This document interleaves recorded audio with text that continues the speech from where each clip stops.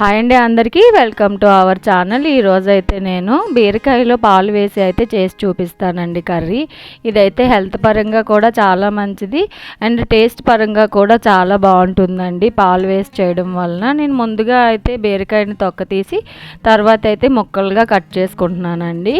ఇది నేను కత్తిపీట పైన కట్ చేస్తున్నాను. ఇక్కడ మీకు ఒక విషయం చెప్పాలండి, మనం పూర్వం పెద్దలకైతే పెద్దగా ఆడవాళ్ళకి ముడుకుల నొప్పులు, కాళ్ళ నొప్పులు అనేవి ఉండేవి కాదు. ఎందుకంటే వాళ్ళందరూ కూర్చొని ఎక్కువగా పనిచేసేవారు. నేనైతే ఇది తేడానైతే అబ్జర్వ్ చేశానండి. అది తెలిసినప్పటి నుంచి నేనైతే కూర్చొని అంట్లు తోమడమైనా ఇలాగ కూరగాయలు కట్ చేయడమైనా చేస్తున్నాను. మీకు ఎవరైనా కాళ్ళ నొప్పులు అనిపిస్తే మీరు కూడా ఇలా ట్రై చేయండి, తప్పకుండా ఇంప్రూవ్మెంట్ అనేది కనిపిస్తుంది. ఏ పని చేసినా కూర్చొని చేసేవారు కాబట్టి అప్పటి వాళ్ళకి అన్ని నొప్పులు ఉండేవి కాదు అండ్ వాళ్ళు తినే ఫుడ్ కూడా హెల్తీగానే ఉండేది. ఇంకొచ్చి దానికోసం అలాగే బీరకాయలు కట్ చేసుకున్నాను. 2 ఆనియన్స్ 2 చిల్లీస్ కూడా కట్ చేసుకున్నానండి. తర్వాత కళాయి పెట్టి పోపులు వేసుకున్నాను. పోపుల్లో అయితే ఆవాలు, జీలకర్ర, ఇంకా కొద్దిగా కరివేపాకు, తర్వాత ఎండుమిర్చి, వెల్లుల్లి రబ్బలు కూడా వేసాను. అవి వేగిన తర్వాత కట్ చేసిన పచ్చిమిర్చి కూడా వేసుకున్నానండి. తర్వాత ఆనియన్.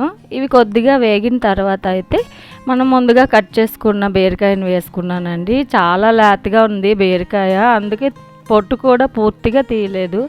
చాలామంది పొట్టు కూడా తీసేస్తారు. మెయిన్ అంటే పొట్టులోనే ఉంటుంది పీచు పదార్థం అంతా. బీరకాయలో అయితే చాలా ఎక్కువ పీచు ఉంటుందండి. అందువల్లనే శరీరానికి పీచు పదార్థాలు కంపల్సరిగా ఉండాలి. ఇంకొచ్చేసి అలాగా మగ్గించుకున్నాను. అందులో బీరకాయలో ఉన్న వాటర్తోనే మనం మగ్గించుకోవచ్చు లేత బీరకాయ అయితే.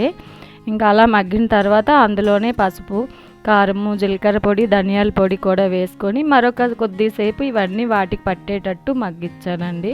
మీకు చూపించలేదు, సాల్ట్ కూడా వేసేసాను ముందుగానే. ముందుగా సాల్ట్ వేస్తే ఏమవుతుందంటే మొత్తం వాటర్ కంటెంట్ అంతా బయటకు వస్తుంది. ఇంక ఇలా కొద్దిగా మగ్గిన తర్వాత అయితే ఆ మాత్రం పాలు అయితే వేసుకున్నానండి. పాలు వేసుకున్న తర్వాత హై ఫ్లేమ్లోనే ఉడికిచ్చేసుకున్నాను తొందరగా. నాకు ఎర్లీ మార్నింగ్ క్యారేజ్ రెడీ చేయాలి, అందుకోసమే. టేస్ట్ అయితే చాలా బాగా వచ్చిందండి. మీరు బీరకాయ కోసేటప్పుడు అయితే కొద్దిగా చెక్ చేసుకోండి అవి ఏమైనా చేదున్నాయా ఏమైనా అని.